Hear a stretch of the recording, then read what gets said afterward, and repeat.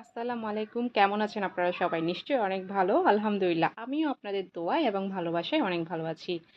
তো ভিডিওর শুরুতেই দেখতে পাচ্ছেন আমি আর আম্মু একটু বাহিরে যাচ্ছি। আমরা সবসময় একটু রাতেই বের হওয়ার চেষ্টা করি। কারণ দিনে এত বেশি রোদ আর এত বেশি গরম থাকে। সো বের হয়ে শপিং করা বা বাজার করা ইম্পসিবল। আর এখানে দেখতে পাচ্ছেন আমাদের বাসার সামনে যে কমিউনিটি সেন্টারটা আছে এখানে একটা বিয়ের প্রোগ্রাম হচ্ছে, তো দাঁড়িয়ে একটু দেখলাম। ভালোই লাগে আমার বিয়ে শাদী প্রোগ্রাম দেখতে, বিয়ে শাদী প্রোগ্রাম অ্যাটেন্ড করতে ভীষণ ভালো লাগে। অনেকেই এমন আছে যারা বিয়ের প্রোগ্রাম অ্যাটেন্ড করতে একদমই পছন্দ করে না, হই হুল্লোড় পছন্দ করে না, কিন্তু আমি কিন্তু এসব অনেক এনজয় করি। তো দেখতে পাচ্ছেন এখানে আমরা যে আঙ্কেলটার কাছে শার্ট আয়রন করাই, ওনাকে কিছু শার্ট দেওয়া ছিল। তো ওখান থেকে শার্ট মানে জামা কাপড় নিয়ে আমি আর আম্মু একটু চলে যাচ্ছিলাম। আহ, বাজার করবে আম্মু, তো বাজারের দিকে যাচ্ছিলাম আর কি। তো আসলে এত বেশি গরম পড়ছিল, মানে ভাষায় প্রকাশ করতে পারবো না। তবে কিছুদিন একটু আকাশ মেঘলা ছিল। মেঘলা থাকলেও অত বেশি গরম পড়েনি। কারণ কি সম্ভবত একটা লঘুচাপ কি নিম্নচাপ জানি না, আসতে চলেছে। তো সবসময় দেখা যায় যে কোনো লঘুচাপ কিংবা নিম্নচাপ আসার আগে কিন্তু একটু গরমটা বেশি হয়, তারপর একটু তাপটা বেশি হয় এটাই। তবে আমি এখন যে আপনাদের সাথে ভয়েস ওভার করছি, এখন কিন্তু বিকালবেলা। বিকালবেলা কিন্তু আমাদের এখানে বৃষ্টি হচ্ছে। বৃষ্টি যদিও আমি এনজয় করতে পারছি না। আসলে বারান্দা খুলে যদি আমি একটু যাই বাসায়, বারান্দায় দাঁড়ালে আমার বেবি কিন্তু আমার সাথে সাথে চলে আসে। তো ওর যদি একটু বৃষ্টিতে ভিজে ওর ঠান্ডা লাগতে পারে, তো এই জন্য আমি আর বৃষ্টিতে ভিজার মানে আশাটা পূরণ করতে পারিনি। তো এখানে আমি আর আম্মু চলে এসেছি একটা শপে, এটা স্বপ্নতে। তো এখানে অনেক কুকারিজ আইটেম দেখছিলাম, ঘরের প্রয়োজনীয় অনেক জিনিসপত্র দেখছিলাম। আসলে কি আমরা মেয়েরা সংসারের জন্য এত কিছু কিনি আসলে, তারপরেও সংসারে মনে যেন ওইটা নেই, এটা নেই, ওইটা লাগবে, ওইটা লাগবে, এটা হলে ভালো হবে, ওইটা হলে ভালো হবে। আসলে আমাদের কিনারই শেষ নাই। আর সংসার জিনিসটাও আমি মনে করি একটা রাক্ষসী। কারণ সংসারের সাথে রাক্ষসীর কেন তুলনা করলাম, মানে সংসারে এত জিনিস লাগে, এত কেনা কিনি, তারপরও মানে পেট ভরে না, হয় না রাক্ষসের পেট ভরে না, একটা কথা আছে না, ঠিক তেমনই যে সংসারের জন্য এত কিছু কিনি তারপরও পেট ভরে না। আর এদিকে দেখুন আমার ছেলের জন্য আমি এত খেলনা কিনি তারপরও তার মন ভরে না। আসলে একটার পর একটা তাকে খেলনা কিনেই দিই সব সময়, কিন্তু তার মনই ভরে না।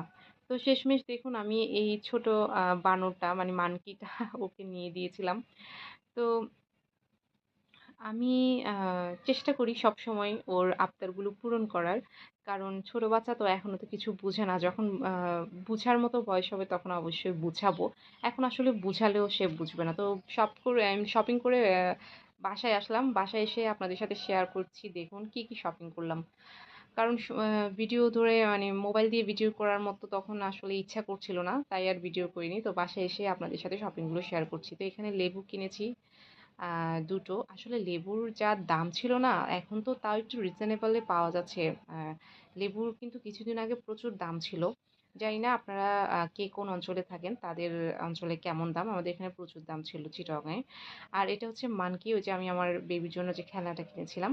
এখানে টোস্ট বিস্কুট, এটাও ওর জন্যই কিনেছি। আসলে টোস্ট বিস্কুট দিয়ে দুধ দিয়ে ওকে ভিজিয়ে খাওয়াই। কারণ ও ফিডার খায় না, আসলে দুধ খায় না ওভাবে, খালি দুধ খায় না। তো ওকে টোস্ট বিস্কুট দিয়েই আমি ভিজিয়ে তারপরে দুধ খাওয়াই।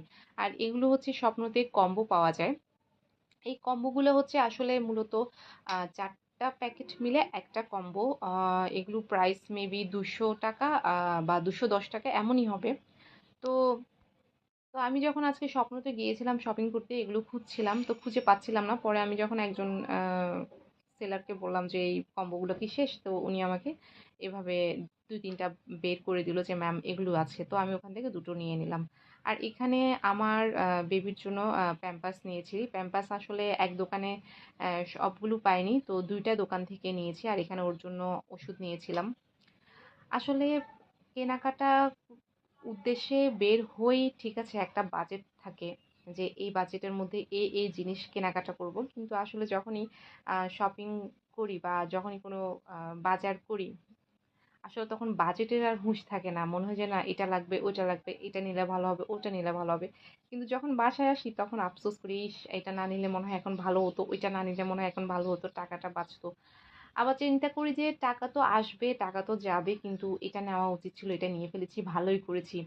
আমার এটা মনে হয় আরকি। আমি এটা মনে করি। আসলে আপনারা কি আমার সাথে একমত কিনা সেটা কমেন্ট করে জানাবেন অবশ্যই। আর হ্যাঁ, ভিডিওর মাঝখানে আমি আপনাদেরকে একটা রিকোয়েস্ট করি, যদি আমার ভিডিও আপনাদের ভালো লেগে থাকে তাহলে প্লিজ, প্লিজ, প্লিজ আমার ভিডিওতে লাইক, কমেন্ট এবং শেয়ার করবেন এবং সাবস্ক্রাইব করে দিবেন। আপনাদের বন্ধু, আত্মীয়-স্বজন সবার সাথে আমার ভিডিওটা শেয়ার করবেন।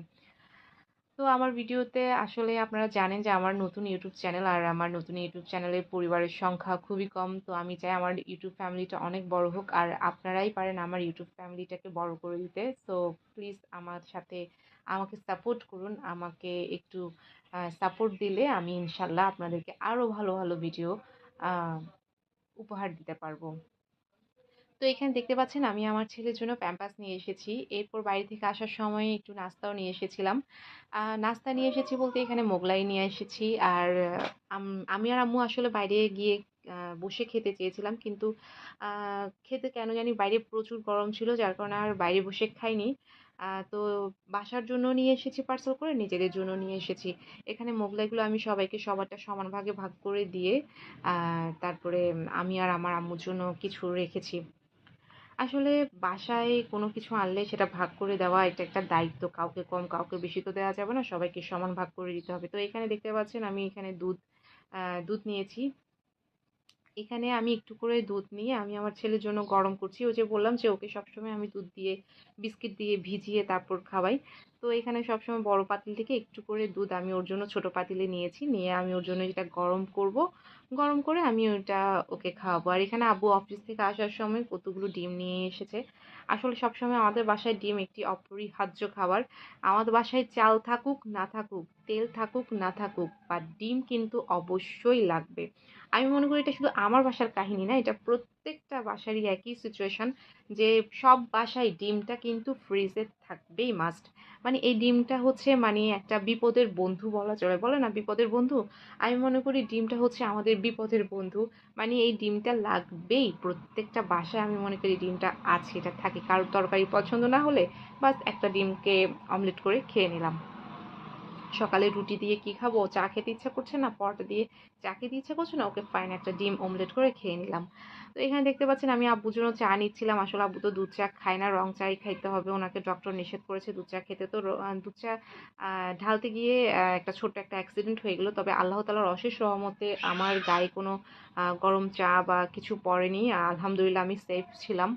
তো আব্বু দুধ চা খুবই পছন্দ করতো, কিন্তু উনি অসুস্থতার কারণে দুধ চা এখন খাচ্ছেন না। আসলে মানুষের শরীরের সাথে আসলে মনের যায় না, মনের সাথে শরীরের যায় না, একটা কথা আছে।